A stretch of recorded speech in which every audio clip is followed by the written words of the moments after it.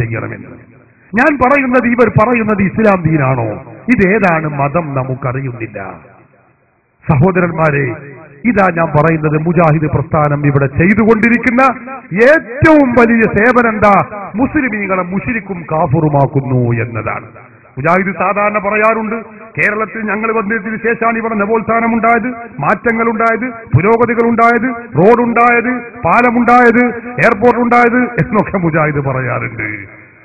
കഴിഞ്ഞ ദിവസം ഒരു വലിയ മൗലവി പ്രസംഗിച്ചു. എന്താ പ്രസംഗിച്ചത് എന്നറിയോ?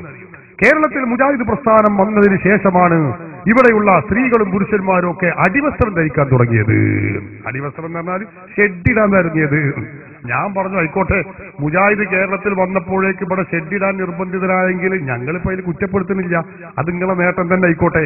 പക്ഷെ മുജാഹിദ് ചെയ്ത സേവനം അതൊന്നുമല്ല, മുസ്ലിമീങ്ങളെ മുശ്രിക്കും കാഫറുമാക്കി എന്നതാണ്. മുജാഹിദുകൾ മൈക്ക് കെട്ടിയാ പറയും, ഞങ്ങൾ അവിടെ ചെയ്തു, ഇങ്ങനെ ചെയ്തു, ഞങ്ങൾ ചെയ്യാത്ത സേവനങ്ങളില്ല. ഒരു മൗലവി ആക്രോശിക്കുന്നത് ഞാൻ പറയുന്നില്ല, അയാളെ കൊണ്ട് ഞാൻ പറയിപ്പിച്ചു തരാം.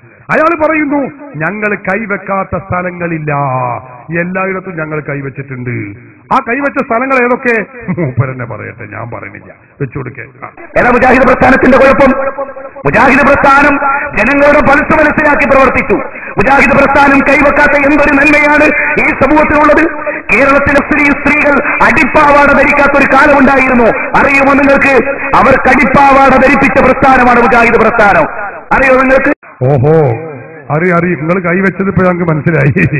ഞങ്ങൾ കൈവെക്കാത്ത സ്ഥലം ഞാനാ പറഞ്ഞത്. ഒന്നുകൂടി വെച്ചുകൊടുത്താൽ, ഞങ്ങൾ കൈവെക്കാത്ത സ്ഥലം ഞാൻ. അത് കേട്ടോളി. കേരളത്തിലെ മുസ്ലിം സ്ത്രീകൾ അടിപ്പാവാട ധരിക്കാത്തൊരു കാലമുണ്ടായിരുന്നു. അറിയുമോ നിങ്ങൾക്ക്? അവർ കടിപ്പാവാട ധരിപ്പിച്ച പ്രസ്ഥാനമാണ് മുജാഹിദ് പ്രസ്ഥാനം. അറിയോ നിങ്ങൾക്ക്? അതോ, അപ്പോ ഒരു കൈവച്ച സ്ഥലമാണ് അവിടെ. അങ്ങനെയാണ് അത് അടിപ്പിച്ചത്.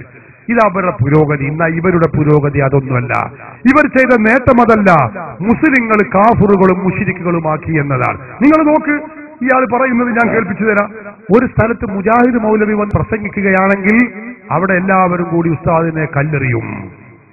മുജാഹിദ് മൗലവിയെ കല്ലെറിയും. ഇയാൾ പറയാണ്, ഞാൻ ഉള്ളത് പറയല്ല, അയാൾ പറഞ്ഞത് പറയാണ്.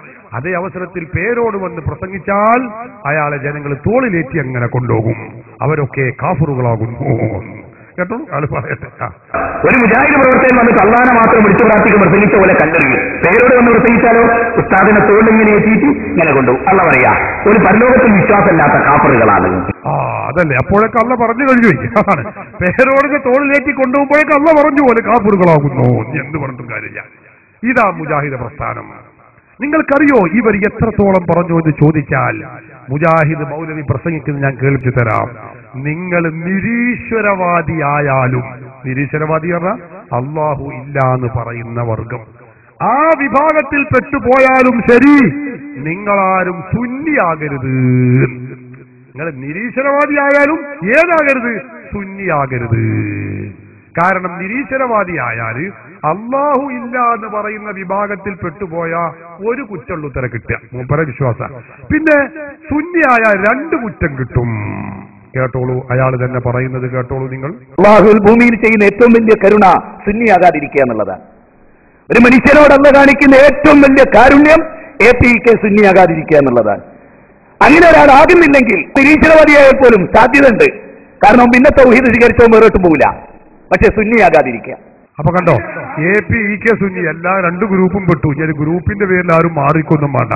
അങ്ങനെ ആരെങ്കിലും ഉണ്ടെങ്കിൽ ഓരോന്റെ അടുത്തേക്ക് വന്നോളിഞ്ഞ് ദൂരെ നിൽക്കൊന്നും വേണ്ട. എല്ലാ സുന്നികളും ഇവർക്ക് കണക്കാ. എല്ലാവരും കാഫറാണ്, മുശ്രിക്കാണ്. ആരും അതിലേറെ നല്ലത് നിരീശ്വരവാദിയാകലാകുന്നു എന്നാ മുജാഹിദ് മൗലവി പറഞ്ഞത്. പിന്നെ നമ്മൾ എന്തിനാ APK എന്ന് പറഞ്ഞ് മാറി നിൽക്കേണ്ട ഒരു കാര്യമില്ല.